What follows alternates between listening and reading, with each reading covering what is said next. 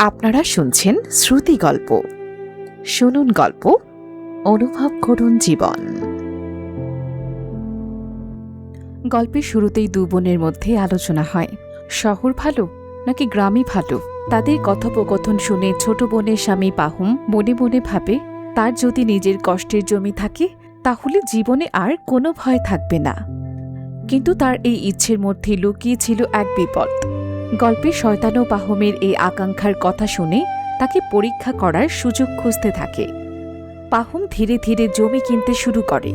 প্রথমে কিছু জমি পেয়ে সে খুব সন্তুষ্ট হয়, কিন্তু কিছুদিন পার হতেই তার মনে হয় আরও একটু জমি থাকলে সে ভালোভাবে জীবন কাটাতে পারত।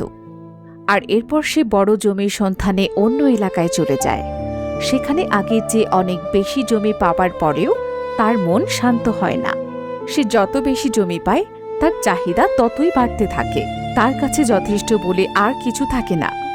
একদিন সে বাসুকিরদের কাছ থেকে অত্যন্ত সস্তায় জমি পাবার খবর পায়। পাহুম সেখানে গিয়ে জানতে পারে 1000 রুবেলের বিনিময়ে সে একদিনে যতটা জমি হেঁটে ঘুরে আসতে পারবে ততটাই তার হয়ে যাবে।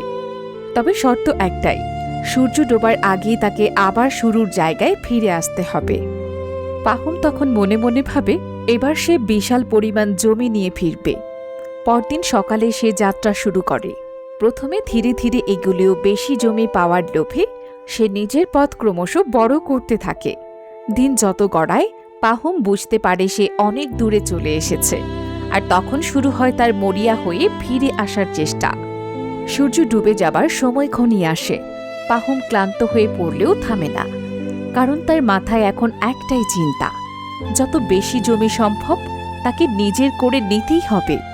কিন্তু শেষ পর্যন্ত প্রচণ্ড পরিশ্রম করে সে সূর্য ডোবার ঠিক আগে শুরুর জায়গায় ফিরে আসে। কিন্তু সেখানে পৌঁছতেই পাহুম মাটিতে লুটিয়ে পড়ে মারা যায়। তারপর তার কর্মচারী একটি কবর খুঁড়ে তাকে সেখানেই সমাহিত করে। আর এই গল্পের সবচেয়ে শক্তিশালী প্রশ্নটি তখন সামনে আসে, শেষ পর্যন্ত পাহুমের কতটুকু জমির দরকার হয়েছিল? তার বিশাল জমির শেষ পরিণতিতে তার প্রয়োজন হয়েছিল কেবল একটি কবরের সমান জমি। গল্পটি আসলে শুধু জমির গল্প নয়, এটি মানুষের অতীব্র লোভ ও আরও চাই মানসিকতার গল্প। প্রয়োজন মিটে যাবার পরেও যখন চাহিদা থামে না, তখন সেই আকাঙ্ক্ষাই মানুষের সর্বনাশ ডেকে আনতে পারে।